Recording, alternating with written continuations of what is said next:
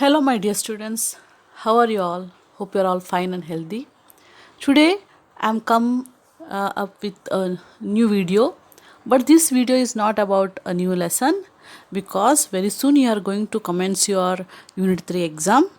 So instead of going with the new lesson, I have thought of helping you in your revision. So I am dealing with the fifth lesson, important points refers to some of the extra points which were not given in the classwork. Some extra points will help you to study the lesson still thoroughly, still perfectly, and help you to understand the lesson still more perfectly. So today we are going to recall the lesson, that is acid, bases and salt. So I hope you have understood this lesson, but still today we are going a deep thoroughly. The first question: substances taste sour because they contain acid. See, dear students, here I have not framed any question points in the form of fill the blanks or question and answer. I have mentioned the point in the form of a sentence, so that this sentence is so important that it can be given in any form of question. So, this first point tells that substances taste sour because they contain acid. So, the question may be asked like this: why does the substance taste sour? Or the question can be asked: the substances that taste sour contains dash. So, these are some of the important points which can come in the exam or in the unit test, in any form, in the form of question answers or in the form fill in the blanks, math following, or in any form. So please learn. We are not telling that these points are only the points you are going to get in the exam. No, there are still important points in the test book. You have to read the test book, refer the test book, you have to read the classwork book, so that you will get a good marks in the test. So, as we all already read that substances that taste sour mainly contains acid. Second point: substances which are bitter in taste and feel soapy on touching are known as bases. So bases will be having a bitter taste and it will be having a soapy texture or soapy feel. Next, what are indicators? Here, indicators are the substance used to test whether the given substance is acid or base. So, it is only a substance which tells us which is acid or which is base. So, it is a substance used to test whether the given substance is acidic or base. Next, in under indicator, there are two types of indicators. One is natural indicator. I have mentioned in this point. Some of them are natural indicator. They are turmeric, litmus, China rose petals. So these are the three natural indicators we have used for our practical in this lesson also. Okay, so with turmeric we have done the practical, with litmus paper and also with China rose petals. Then there are some artificial indicators also. So artificial indicators refers to the indicators like methyl orange phenolphthalein. So here methyl orange we had not used, but in this lesson we have used phenolphthalein. So this is artificial indicator. Artificial indicator refers to the indicator that was prepared in the laboratory to test the given solution whether it is acid or base. A natural indicator refers to the natural means. For example, the indicator that is obtained from plants, like litmus is obtained from lichens, and turmeric is obtained from turmeric powder. China rose petals, we had used this China rose petal solution also. After boiling the petals of China rose, we had got the China rose solution. With the solution we had done the test. So litmus is extracted from lichens, and acetic acid is found in vinegar. See here, acetic acid is found in vinegar. So the question may be which acid is found in vinegar, or you can tell that acetic acid is found in dash, that is vinegar. And also I have only given one point here, because in your test book there is a table, and in the table they have given different types of acid present in different types of food items. okay, which we natural, which we use it daily. For example, what are the acid present in grapes, unripe mango, turmeric. So there are the chart is already given. In order to tell you that you have to study the chart, I have mentioned one point. I have not mentioned all the points. Only one question I have mentioned in order to tell you that there are the acid list is already given in the textbook in the form of a table, and you have to refer that. Any questions can be asked in that. And not only that, even base. Okay, here I have given only one base, that is, see here, magnesium hydroxide is found in milk of magnesia. Means what? This is magnesium hydroxide is a base and it is found in milk of magnesia. In the same way, what base is found in soap? Okay, what base is found in the window cleaner? So it is very easy, and you have to remember some of the acids and base that are found in the common substances. So that it will increase your knowledge about acid and base. Next, the solutions we do not change the color of either red or blue litmus are known as neutral solution. So some solution will not show any color change when we test it with the indicator. So those substances are not called natural solutions. They are neither acid nor base. Then next point, when an acid is added into a turmeric sheet, there is no color change. So here I have mentioned some points here. I have mentioned some points so that it will help you. What is this points is, see here, I want to tell you that we have done a practical experiments. In that practical experiments, we had used turmeric sheet paper. So turmeric on a paper we have what rubbed the turmeric paste, and it is nothing but turmeric sheet now. Okay, and china rose solution also we had used. So what was the interaction, what was the conference what we got after the experiment? See here, when acid is added to turmeric sheet, there is no color change, whereas when base is added to turmeric sheet, the color changes to red. So how does this turmeric sheet helps us to know whether it is acid or base?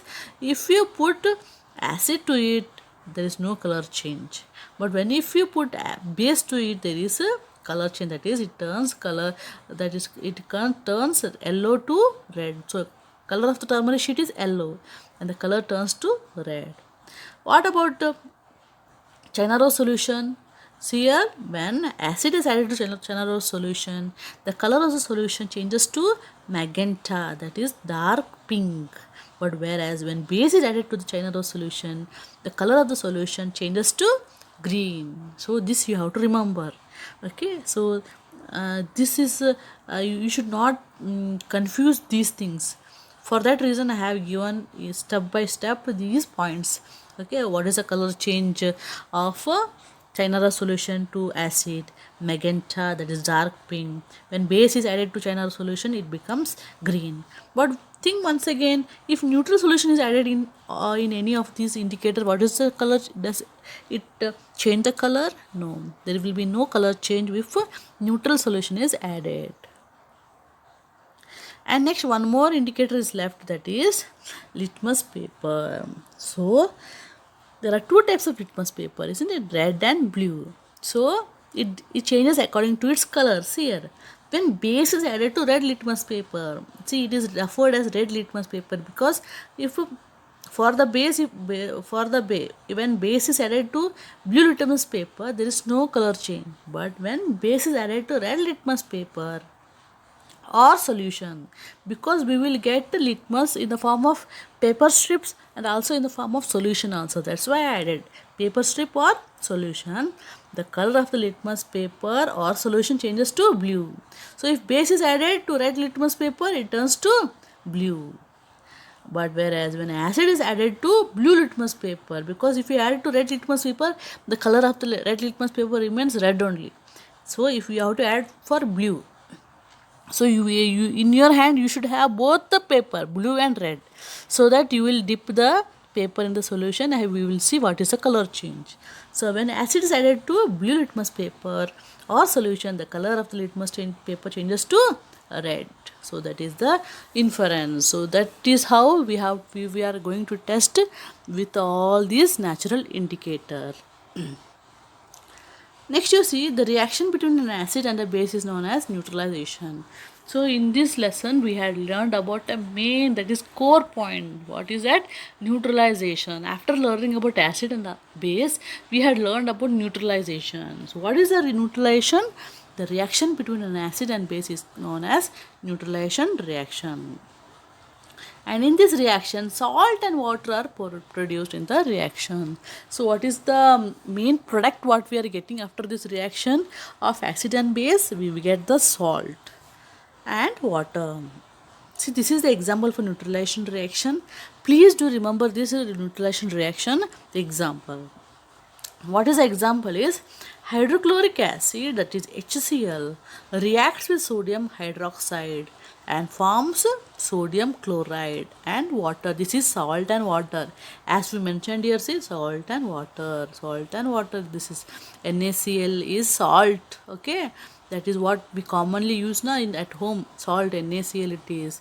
This is water. And what is this? This is nothing but acids here.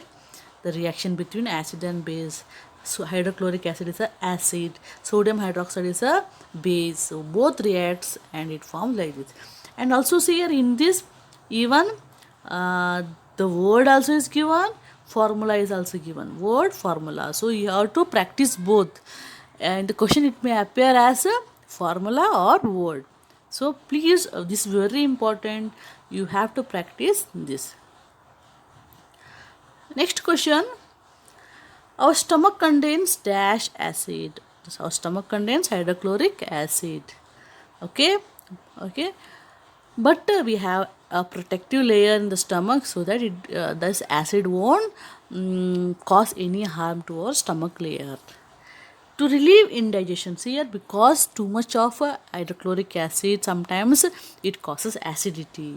Okay, so and it is very, if acidity is more in the stomach, it causes indigestion. It is very painful. To relieve indigestion, to relieve means to come out from this indigestion, what we have to take? We have to take antacid. We have to take antacid. And see here, antacids such as milk of magnesia. This milk of magnesia is antacid, and what does it contain? Magnesium hydroxide, and this neutralizes the effect of excessive acid. So both will react, magnesium hydroxide and hydrochloric will react, and what is formed? Salt and water is formed, and it is the acidity is neutralized. When ant bites, it injects which acid? Formic acid. Very important. The effect of formic acid can be neutralized by rubbing moist baking soda or calamine lotion. Very important. So ant bite, formic acid is neutralized by baking soda or calamine solution. Excessive use of chemical fertilizers make the soil acidic. Because of using more of chemical fertilizers, the soil becomes acidic. So when soil is acidic, it is treated with bases like quicklime or slakered lime. See here, this point I just told that I will explain about this when I had taken the class. What is this? If the soil is acid, base is added. Any two base can be added, which is at see quicklime, that is calcium oxide, or slakered lime, that is calcium hydroxide. Both this lime is there now. They are obtained from some calcium carbonates. Here I want to explain this. See here. This is calcium carbonate. It is limestone. This limestone is found in the nature, okay, as a deposition. Okay, it is a deposition of sedimentary rock. So already this is found in the nature. This is a mineral limestone, and it is, the formula is calcium. Ca means calcium, CO3 means carbonate, calcium carbonate. So when we heat this, what happens? The carbon dioxide gas will go outside, that is CO2 gas will go outside, and only one oxygen molecules here, it becomes CaO. CO2 will go out and it becomes CaO, and this is called quicklime. So you can add this quicklime, this calcium oxide also to the soil to make it neutral if the soil is base. or else you can, what we can do, we can add water to it. When we add water to it, it becomes calcium hydroxide, and calcium hydroxide is called slaked lime. Okay. Okay. That is, we have to know that this is what we are using to whitewash our houses and all. Calcium, that is sunna, calcium hydroxide. Okay, this is very important. Also, this is also consumed along with betel leaves. Okay, so this is what slaked lime. So you can add quicklime or slaked lime to the soil if the soil is based. And even your chalk is there na, if you dip in water and if you write it on the board, after sometimes you can see that when you write, you won't get any the color is not, means what, the letter is not visible. After sometimes, when carbon dioxide, see carbonate, when it reacts with carbon dioxide, again you can see the letter. Especially when during the exam time, we dip chalk in the water and we write on the board. So that will be, it is calcium hydroxide. So when we write, we won't see anything. After sometimes it will react with the atmospheric carbon dioxide and you can see the letter, that because it becomes calcium hydroxide. So okay, even chalk is made up of limestone. Okay, so this is what you have to understand. So in the lesson, these two names are given. Quicklime means calcium oxide, slaked lime means calcium hydroxide. Hydroxide means water is added. So that is what. So here, okay, when the soil is acidic, it is treated with bases like quicklime or slaked lime. If the soil is basic, what you have to add? We have to add organic matter to it. Organic matter means what? The waste of plants and animals we have to add. So what will happen when these microorganisms, organic matter, what will happen? It will release acids which neutralize the base of the soils. Even organic matter, it will release what? Acid, because the microorganisms which are there in the organic matter, it will release acids. So that is how we will make the soil neutral. So this is what some points had given from lesson 5. I hope you have understood this and prepare for the exam. Don't be absent for the exam. And I hope I had made this lesson make you to understand. And next week I will start with the new lesson.